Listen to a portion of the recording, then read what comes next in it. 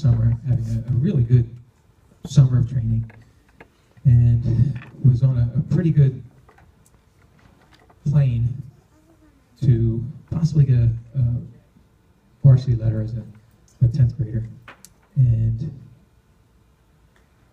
wound up with some health issues. Or was that was ninth? Am I thinking ninth grade? That was Ninth grade. Health issues that we took us a while to figure out, but he did. And when he did, he did everything right. He made all the adjustments, diet, training, whatever was necessary. And in 10th grade, was on the team that went up to the state championships, and that was, again, like a highlight to have as a high school runner. And then last year as a junior, he came in all inspired, had a great summer of training, and then an even better fall.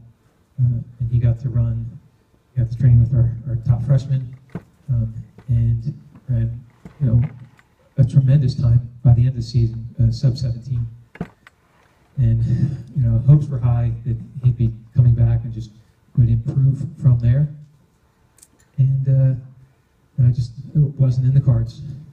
Some guys just have, I don't know, whatever it is, bad luck or bad karma or something, whatever it is. And Julian didn't have the cross-country season this year that he expected, and that I had hoped and expected of him or for him. But it never deterred him from being here and being a leader and being a great part of the varsity here. He missed a bunch of races in the middle of the year. Just was not feeling up to par. Had an IT band issue that we diagnosed. Missed a couple of weeks of training. Took a while to come back from that, and then finally did. And then one more thing after another, and it turned out to be a struggle all season for him. But he still put himself in the hunt. He was one of our top 5 at the end of the year. He would have been our top guy coming back from last year on time. And that left me with a dilemma. I had 7 spots to fill for our varsity cross-country team at Lehigh. And I spent weeks going through numbers and trying to decide, well, who's earned it? Who deserves it? And of course, the answer was all 8 of them, but only 7 to go. So finally, the day before, or 2 days before, I sat everybody down on the track upstairs, and I said, well, Joey and Avery, you're in. That's the only absolutes that you guys have earned that spot without. But the next 6 guys, everybody had beaten everybody else. Some guys had momentum. Some guys had great times. Some guys were looking really good in training, and I couldn't separate them. So I said, okay, this is what I'm doing, and I know some people are going to be unhappy, but the seniors are running.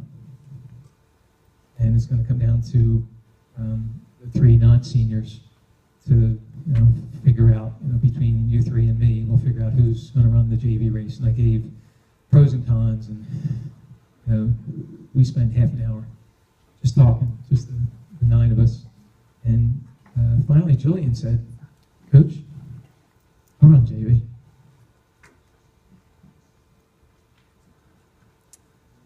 And I thought, well, he's doing it for his team, but that wasn't Julian. He's too logical for that. He said, Coach, I know that my time won't be near what I expected for the finish of the season. I know that everybody deserves to run, but my place is probably replaceable, and that it would be okay if I got to run out front in the JV race, run in the top 30 or 40, and finish with a fast time that way.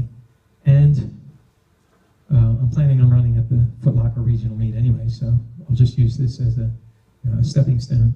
And he solved my problem, but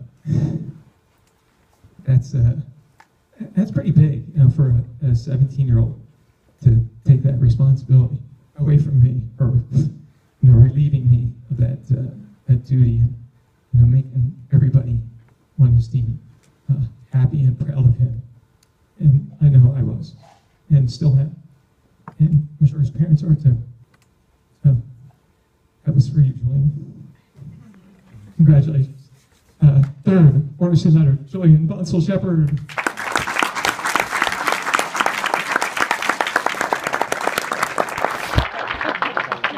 on the phone. He's on the phone. You gotta give it to him through the telephone. Put his dad.